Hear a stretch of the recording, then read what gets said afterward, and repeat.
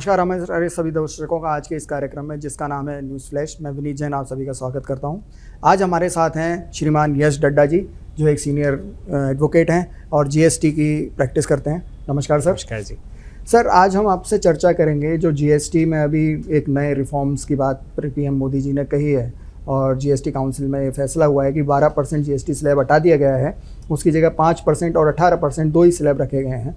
और पीएम मोदी जी ने ये कहा है कि ये एक जीएसटी बचत उत्सव के रूप में उन्होंने मनाने की बात कही है।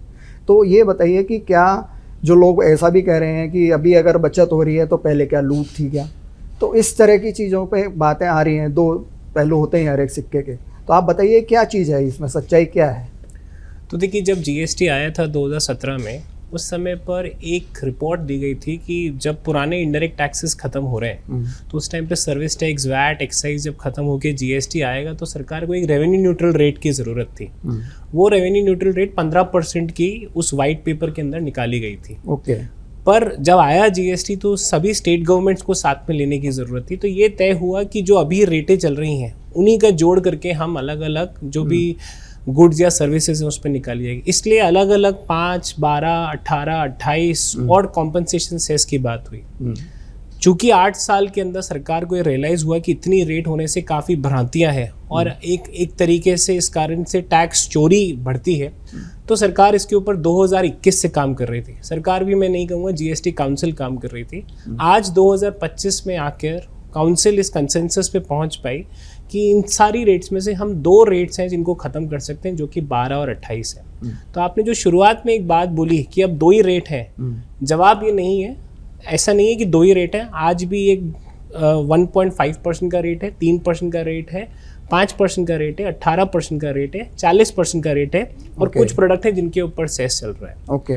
रैशनलाइजेशन तो हुआ है, जो एक वेलकम स्टेप है, पर अभी भी हमें काफ़ी दूर जाने की ज़रूरत है। पर इसकी हमें ज़रूर सराहना करनी चाहिए जो जीएसटी काउंसिल ने डिसीजन लिया है। अभी जैसे आपने बताया कि स्लैब अभी भी 5 हैं, मगर प्रचार ये किया जा रहा है कि 2 ही स्लैब मुख्य तौर पर हैं, 5 और 18। तो जो अभी 28 और 12 को हटाया गया है, उससे क्या जनता को फ़ायदा होगा या नुकसान होगा, क्या है? अगर मैं जनता के कॉन्टेक्स्ट में बात करूँ तो ज़रूर फ़ायदा होगा, उसमें कोई दो राय नहीं है।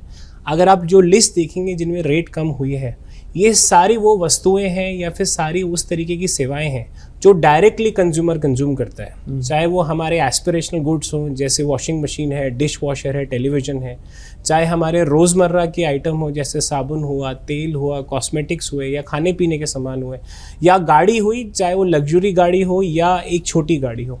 इन सभी ही आइटम्स के ऊपर एक रेट रैशनलाइजेशन हुआ है और हम मोटा मोटी कह सकते हैं इन सब की रेट कम हुई है। सरकार ने अपना मैसेज और काउंसिल ने अपना मैसेज बड़ा क्लियर दिया है कि जो भी इनके विक्रेता हैं उनको ये रेट्स का जो बेनिफिट है, जहाँ पर भी 7% की कमी आई है 12 से 5 में, उसका बेनिफिट पास ऑन करने की ज़रूरत है। और जहाँ पर भी 28 से 18 हुआ है वो बेनिफिट पास ऑन करना है। तो ये कहना तो गलत नहीं होगा कि इससे रोज़मर्रा की चीज़ों के ऊपर और जो कंज्यूमर चीज़ें कंज्यूम करने वाले हैं उस पर ज़रूर रेट कम होगी। इसका एक दूसरा पहलू है। दूसरा पहलू ये है कि बिकॉज हमारी फिनिश गुड्स के ऊपर रेट कम हुई है, पर जो हमारा कच्चा माल है जो इनको बनाने के लिए काम में आता है, बिल्कुल उसमें कुछ कमी नहीं आई है रेट्स के अंदर। मोटा मोटी वो रेट्स वही रही हैं। तो वहाँ एक सिचुएशन ऐसी पैदा होती है क्योंकि जीएसटी का जो आधार है वो आधार है इनपुट टैक्स क्रेडिट। जो हम खरीदते हैं चीज़ें, उसके ऊपर जो छूट मिलती है उसको, टैक्स की जो छूट मिलती है उसको इनपुट टैक्स क्रेडिट कहते हैं। क्योंकि अब अगर मैं कोई वस्तु खरीद रहा हूँ और मेरे कच्चे माल के ऊपर अगर रेट ज़्यादा है और मेरा जो फिनिश्ड माल में बेचने वाला हूँ उस पर रेट कम है, तो उसको हम एक टेक्निकल भाषा में शब्द कहते हैं जिसको कहते हैं इन्वर्टेड ड्यूटी स्ट्रक्चर, कि मेरे पास क्रेडिट काफ़ी ज़्यादा पड़ी है। वो क्रेडिट खपाने में अभी जितने भी बिजनेसमैन हैं, चाहे वो छोटे हों, मंझले हों या बड़े हों, उनको थोड़ा समय लगेगा, उनका वर्किंग कैपिटल बढ़ेगा।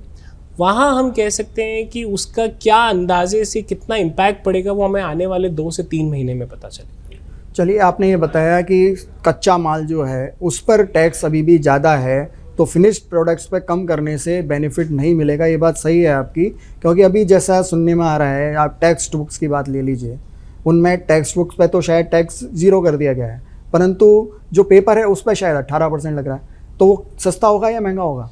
नहीं, तो ऐसा नहीं है। जो पेपर टेक्स्ट बुक बनाने के लिए काम में आएगा उसके ऊपर तो रेट सरकार ने कम कर दी है, उसको जीरो कर दिया है। उसको जीरो कर दिया। हाँ, पर अगर वो पेपर टेक्स्ट बुक बनाने के लिए काम में नहीं आएगा तो उसके ऊपर 18% है। तो अब जो पेपर मिल है वो जब पेपर बेच रहे हैं तो उनको ये चीज ध्यान रखना है कि अगर वो ऐसे लोगों को बेच रहे हैं जो उससे टेक्स्ट बुक बनाएंगे तो उनको 0% टैक्स है, नहीं तो 18% टैक्स है। तो ये तो एक बहुत बड़ी मिसअंडरस्टैंडिंग वाली चीज़ हो जाएगी। कल को आप जो वो पेपर मिल्स वाले दो तरह की बिलिंग करेंगे, जिसमें एक पे 18 लगाएंगे, एक पे 0 लगाएंगे। जी जी। तो वो ऐसा भी कर सकते हैं कि टेक्स्ट बुक वाला पेपर बता के दूसरा पेपर भी बेच सकते हैं 0 में। ये तो आप जानते हैं इंडिया में सबसे ज़्यादा चोरी होती है। ये चोरी का रास्ता नहीं है। मैं चोरी वाले शब्द में तो नहीं जाऊंगा। हाँ, मैं कह सकता हूँ इससे एक इंटरप्रिटेशन का एक इशू है, एक भ्रांति है जो जरूर पैदा होती है। जो एसोसिएशन है, पेपर मैन्युफैक्चरिंग एसोसिएशन कह लीजिए, या ये लोग जो सब टेक्स्ट बुक बनाते हैं, उन्होंने अपनी ज़रूर इस चीज़ का संज्ञान लिया है। वो जीएसटी काउंसिल के पास इस चीज़ को लेके जा रहे हैं, अभी तक कुछ पहुंच भी गए हैं। काउंसिल की एक अच्छी चीज़ ये है कि काउंसिल बड़ी प्रोएक्टिव है। अगर उनके सामने कोई बदलाव होता है और उसकी कोई भ्रांति है वो लेके जाई जाती है सामने, तो वो सर्कुलर के तौर पर अगर लगता है तो उसका क्लैरिफिकेशन जल्द लेके आते हैं। और अगर उनको लगता है कि सर्कुलर नहीं है पर इसमें कोई त्रुटि है और उसको ठीक करने की ज़रूरत है, तो अपनी अगली काउंसिल मीटिंग में उसको ज़रूर लगते हैं। ये एक ऐसा विषय है जो मुझे लगता है काउंसिल इसको ज़रूर अपने सामने लेगी। चलिए, ये तो एक हमारे संज्ञान में आ चुका है और पूरे देश में चल रहा है मैटर, क्योंकि ये लोगों से जुड़ी हुई चीज़ है। मगर कई ऐसी वस्तुएँ हैं जो लोगों से डायरेक्टली नहीं जुड़ी हुई है मगर इम्पैक्ट बहुत ज़्यादा करती हैं। जी। उन चीज़ों पर भी टैक्स कम करने की ज़रूरत थी मगर नहीं हुआ, ऐसा आप मानते हैं? इसका मैं जवाब इस तरीके से देना चाहूँगा कि जितनी चीज़ों के ऊपर रेट कम हुई है, वो इसे कहने में कोई दो राय नहीं है कि जीएसटी काउंसिल ने एक बड़ा ही बोल्ड डिसीजन लिया है, क्योंकि इससे दोनों सरकारों को, राज्य सरकार और केंद्र सरकार दोनों को अपने रेवेन्यू में नुकसान होगा। हाँ, कुछ चीज़ें हैं जो रह गई हैं जिसको अगर हम देखने जाएं, स्पेशली अगर मैं राजस्थान के परिप्रेक्ष्य में बोलूं, तो माइनिंग एक सेक्टर है जहां पर आज भी पत्थर 18% के अंदर 5% में बिकता है, पर उसके पीछे जो सरकार को रॉयल्टी दी जाती है जिस पे टैक्स चुकाने की बात है वो 18% पे है। वो रेट कम होने की जरूरत है। तो एक छोटा सा उदाहरण है। तो ये मैं नहीं कहूँगा कि रैशनलाइजेशन पूरी तरीके से हो चुका है, पर ये शुरुआत बड़ा सराहनीय कदम है, पर आगे रास्ता लंबा है। अभी काफ़ी चीज़ों में सुधार की ज़रूरत है और टैक्स जो 18% है वो एक लग्जरीज आइटम पे होना चाहिए और बाकी सब चीज़ों में 5% होना चाहिए, ऐसा आप मानते हैं? मैं ये नहीं कहूँगा कि 5% होना चाहिए अगर रेगुलर आइटम है, बट हाँ, अगर उसके कच्चे माल की कीमत भी कम हो रही है साथ में और तब वो 5% हो रहा है, तो वो जो निर्णय है वो निर्णय सही दिशा में, और उसका जो बेनिफिट पास ऑन होना चाहिए कस्टमर को, वो सही मायने में तब पास ऑन होगा। एक चीज़ मैं कहना चाहूँगा कि आप देख रहे हैं कि इस वक्त जीएसटी की चोरी के मामले भी काफ़ी ज़्यादा बढ़ रहे हैं और काफ़ी लोगों को अरेस्ट भी किया गया है जीएसटी मैटर्स में। तो ये चोरी क्यों बढ़ती है, इसके पीछे क्या कारण है? ये टैक्स की हाई रेट्स इसके पीछे एक कारण हो सकता है? टैक्स, देखिए, दो तरीके की चीज़ें इसके अंदर कह सकते हैं। कुछ जगह जहाँ पर भी B2C डायरेक्ट होता है और जहाँ पर इनपुट टैक्स क्रेडिट नहीं मिलती है, जैसा मैंने शुरुआत में कहा कि जीएसटी के अंदर ये इसका आधार है इनपुट टैक्स क्रेडिट, तो जहाँ पर भी इनपुट टैक्स क्रेडिट नहीं मिलती है वहाँ ज़रूर एक उस तरीके की आप सोच उजागर हो सकती है कि वहाँ पर मेरे टैक्स बर्डन को कैसे कम किया जाए, या फिर दूसरा वो सारी B2C चीज़ें जिनका अल्टीमेटली कस्टमर के साथ में जिसका बर्डन जाया जाता है, वहाँ ये पॉसिबिलिटी है। तो मैं टैक्स चोरी को टैक्स रेट के साथ में तो मैं नहीं जोड़ूंगा, ऐसा मेरा मानना है। पर हाँ, मैं ये ज़रूर मानूंगा कि जहाँ पर भी इनपुट टैक्स क्रेडिट के अंदर मान लीजिए चेन टूट रही है या B2C इंट्रैक्शन ज़्यादा है, वहाँ इस तरीके की पॉसिबिलिटी उन जगहों पर ज़्यादा होती है। सरकार ने पिछले कुछ समय में टेक्नोलॉजी का इस्तेमाल करते हुए इसके ऊपर काफ़ी काम करने की कोशिश करी है। जो एनफोर्समेंट एजेंसी हैं उनके पास में भी डेटा आज हम कह सकते हैं रियल टाइम तो नहीं, बट काफ़ी कम समय में उनके सामने डेटा अवेलेबल है और वो उसके ऊपर काम कर रहे हैं। तो अब जीएसटी कंप्लायंस सिस्टम के ऊपर एक काफ़ी बड़ा बदलाव है जो इस पिछले बजट के अंदर आया गया था और अब वो बजट 1 अक्टूबर से लागू हो जाएगा। वो लागू होने के बाद में ऐसा माना जा रहा है कि ये जो डिटेक्शन है चोरी का, ये सरकार अब टेक्नोलॉजी के बेसिस पे जल्दी पकड़ पाएगी। अभी जैसे मैं आपसे जानना चाह रहा हूँ कि जैसे जो जीएसटी रजिस्ट्रेशन है वो सरकार ने बड़ा इजी कर रखा है कि 1 हफ्ते में आपको जीएसटी नंबर देना है, ऐसा कुछ कई चीज़ों में मैंडेटरी भी है और कई चीज़ों में 1 महीने तक का समय लगता है। तो क्या ये संभव है कि एक हफ्ते के अंदर वो उस व्यक्ति की छानबीन कर लें और फिर उसको जीएसटी नंबर दे दें? फिर क्योंकि होता ऐसा है कि मैंने देखा है कई चीज़ों पर स्टडी की है इस बारे में कि कई लोग जीएसटी नंबर लेते हैं, टैक्स की इवेजन करते हैं, चोरी करते हैं, फर्म बंद कर देते हैं। उसका इम्पैक्ट आगे जाके कम से कम 8-10 लोगों तक पूरा चेन तक जाता है और उन लोगों की वजह से नुकसान उठाना पड़ता है कई बड़े बिजनेसमैन को। तो इसके लिए कोई सॉल्यूशन होना चाहिए? तो सॉल्यूशन ज़रूर है, और वो सॉल्यूशन अभी पिछले कुछ समय से सरकार ने पहले वो एक पायलट प्रोजेक्ट गुजरात में शुरू करा था, अच्छा। जिसको अब पूरे भारत में इम्प्लीमेंट कर दिया है कि अगर आप कोई नया रजिस्ट्रेशन लेने जा रहे हैं तो पहले तो आपको अपना आधार ऑथेंटिकेशन कराने की ज़रूरत है और उसके बाद अपना वेरिफिकेशन कराने की ज़रूरत है। तो सेवा केंद्र अलग अलग जगहों पर बने हुए हैं जहाँ पर जाके आप अपना बायोमेट्रिक वेरिफिकेशन करवा सकते हैं। बायोमेट्रिक वेरिफिकेशन कराने का फ़ायदा ये है कि अगर कोई किसी का डिटेल्स को इम्पर्सनेट कर रहा है गलत तरीके से, तो वहाँ वो चीज़ रजिस्ट्रेशन के टाइम पे पकड़ी जा सकती है। Okay. दूसरी चीज़, जो अब रजिस्ट्रेशन के टाइम पे जियो टैगिंग हुआ, लैटिट्यूड लॉन्गिट्यूड मैपिंग हुआ, वो सरकार ने मैंडेटरी अपने रजिस्ट्रेशन में डाल दिया है, जिससे ये identify at the time of giving registration कर पाना आसान है कि वो चोरी कि वो जो रजिस्ट्रेशन ले रहे हैं वो जेन्युइन है कि नॉन जेन्युइन। बिल्कुल। आपने जो एक बात बोली कि रजिस्ट्रेशन लेना आसान है, धरातल पे मैं कहूँगा कि ऐसा नहीं है, और इसको जीएसटी काउंसिल ने इसका संज्ञान लिया,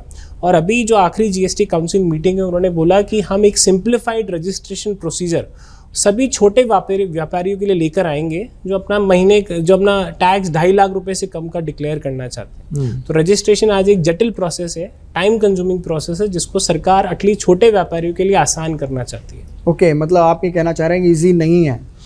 एप्लीकेशन फाइल करना आसान है, But पर registration जितना रजिस्ट्रेशन नंबर मिलने में समय लगता है, उसके पीछे का रीजन भी यही है जो आपका पिछला सवाल था कि चूंकि चोरियां बढ़ी है और सरकार के संज्ञान में आए हैं, तो उस पे कर्व लगाने के लिए सरकार को ये रजिस्ट्रेशन के अंदर इतने चेक्स एंड बैलेंसेस लाने पड़े।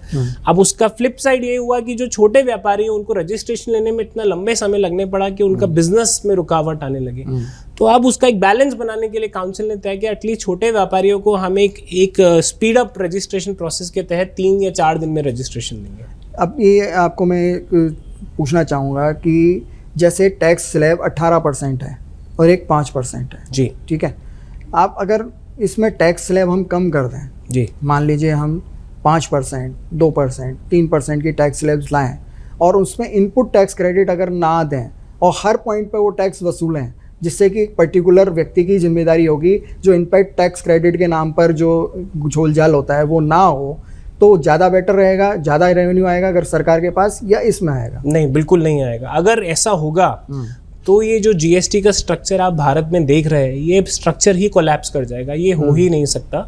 उसका सीधी बात ये है, अगर कोई माल तमिलनाडु से चल के राजस्थान आ रहा है तो कॉन्सेप्ट ये कहता है कि वो टैक्स राजस्थान सरकार के पास आना चाहिए। ठीक है। अब वो जब माल राजस्थान से चल के मान लीजिए उत्तर प्रदेश गया तो वो टैक्स उठ के उत्तर प्रदेश में जाना चाहिए। अगर इनपुट टैक्स क्रेडिट नहीं मिलेगा और हर पॉइंट के ऊपर चाहे रेट टैक्स ऑफ रेट कम कर दें, तो अगर वो टैक्स लगता चला जाएगा तो वो टैक्स का आदान प्रदान नहीं हो पाएगा आपस में, और जब वो आदान प्रदान नहीं होगा और हर पॉइंट पर टैक्स लगेगा और इनपुट टैक्स क्रेडिट नहीं होगा, तो वो जो चोरी वाली एक हम बात कर रहे थे, then it becomes a cost. और जैसे ही टैक्स एक कॉस्ट बन जाता है, वहाँ पर जो उस टैक्स के साथ जुड़े हुए स्टेक होल्डर्स हैं, वहाँ पर डिविएशन की पॉसिबिलिटी आती है। तो टैक्स रेट कम होनी चाहिए, ये एक एस्पेक्ट है जो कंज्यूमर की तरफ से सही है, पर इनपुट टैक्स क्रेडिट खत्म करना उसका जवाब नहीं हो सकता। ओके, इनपुट टैक्स क्रेडिट व्यापारियों के बेनिफिट हित में है, बिल्कुल है, बिल्कुल है, बिल्कुल। चलिए, अभी जो ये टैक्स चोरियां जो हो रही हैं उनको रोकने के लिए कोई आप सजेशन देना चाहेंगे कि किस तरह से ये टैक्स इवेजन बंद हो सके? तो कुछ चीज़ें हैं जो सरकार भी, देखिए जीएसटी को 8 साल हुए हैं आए हुए, और जीएसटी से पहले एक समझने की ज़रूरत ये है कि पूरे भारत में एक यूनिफाइड टैक्सेशन सिस्टम नहीं था। अगर कुछ था तो सेंट्रल गवर्नमेंट एक एक्साइज ड्यूटी के नाम पे लगाती थी जो एक मैन्युफैक्चरर पे लगती थी, और उस टाइम पे हैंडफुल नंबर ऑफ मैन्युफैक्चरर थे। अब चाहे वो ट्रेडर है या सर्विस प्रोवाइडर या मैन्युफैक्चरर है, सब जीएसटी की माला के अंदर फिरोए गए हैं। तो आप ऐसा सोच के चलिए कि पहले अगर कोई गाड़ी हरियाणा से राजस्थान कोई माल लेकर आ रही थी, और अगर वो 2 ट्रेडर थे जो आपस में बिजनेस कर रहे थे, तो उसके ऊपर सीएसटी लगता था। तो सीएसटी की दर 2% के आसपास होती थी और वो टैक्स हरियाणा सरकार को मिल जाता था। अब जब जीएसटी लग गया और उसके ऊपर टैक्स की दर 18% या 5% हो गई, और वो इनपुट टैक्स क्रेडिट के फॉर्म में जाने की ज़रूरत है। तो इसका मतलब ये है कि वो माल के साथ बिल आया, उसी के साथ वो टैक्स आया और वो टैक्स चल के इधर आया। ये कॉम्प्लिकेशन है जिस कारण से हम कहते हैं कि ये चोरी को कैसे, इस चोरी को कैसे रोका जाए। उसको रोकने के लिए सरकार ने 4-5 चीज़ें करी है। सबसे पहला ये जो रिटर्न फाइलिंग सिस्टम था, ये रिटर्न फाइलिंग सिस्टम टूटा हुआ था। मैं जो सेल का डेटा भर रहा था वो आपको अपने सिस्टम पे दिख रहा है नहीं दिख रहा, उसको 5 सालों में सुधारा गया। उसके बाद जब माल जो चल रहा था तो जो ई परिवहन सिस्टम है उसको जीएसटी पोर्टल के साथ जोड़ा गया, लॉन्ग ड्यूरी की जो चीज़ें हैं उनको आइडेंटिफाई करने के लिए। और तीसरी चीज़ जो अब सरकार ने करी वो ये कि अगर मैंने आपको कोई सेल दिखाई है तो आपके सिस्टम पे वो दिखेगी और आपको एक्सेप्ट करना है कि आप मेरे बिल को एक्सेप्ट करना चाहते हैं या रिजेक्ट करना चाहते हैं, जो अभी तक नहीं था। सरकार ने 2017 में सोचा था कि वो आएगा।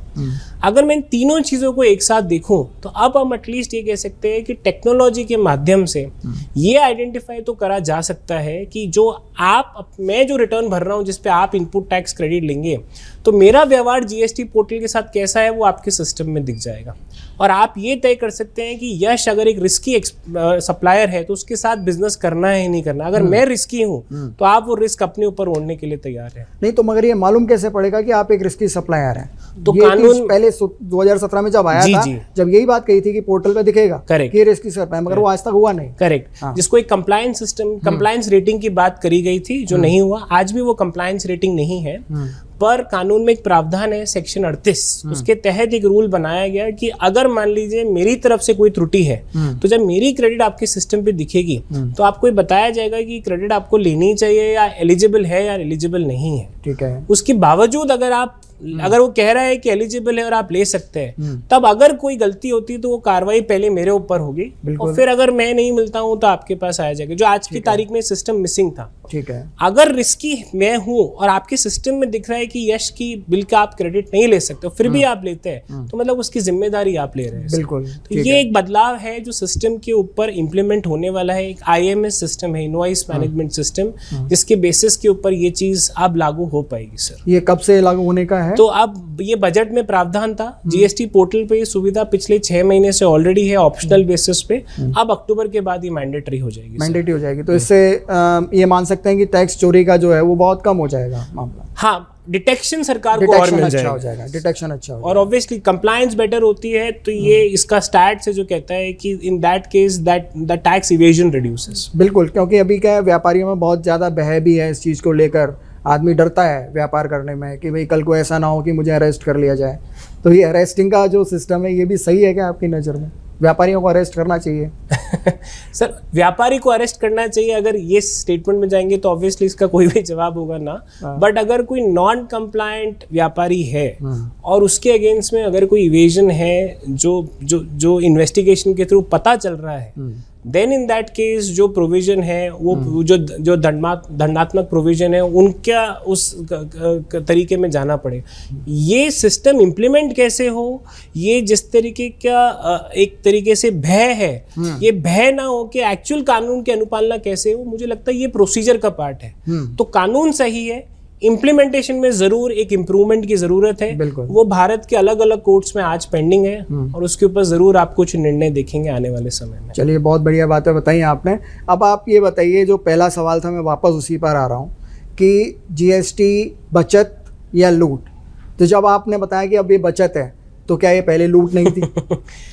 सो उसका वापस मैं जवाब भी दूंगा। बचत इस तरीके से राज्य सरकारों को ऑन बोर्ड, जैसे इसका एक जवाब देने का तरीका ये है, जीएसटी आने के साथ साथ एक कॉम्पनसेशन सेस आया। आज जब गाड़ी खरीदने आप जा रहे थे 22 सितंबर से पहले, तो गाड़ी पे टैक्स का रेट 28% था, पर साथ में 15% का सेस लग रहा था। ये सेस क्या था? सेस ये था कि केंद्र सरकार ने राज्य सरकारों को ये कमिट करा था कि जीएसटी आने के बाद अगर आपके रेवेन्यू में कोई कमी आती है तो 5 साल तक केंद्र सरकार आपको वो पैसा देगी और उसकी भरपाई केंद्र सरकार ने कॉम्पनसेशन सेस के नाम से हम सब लोगों से करी।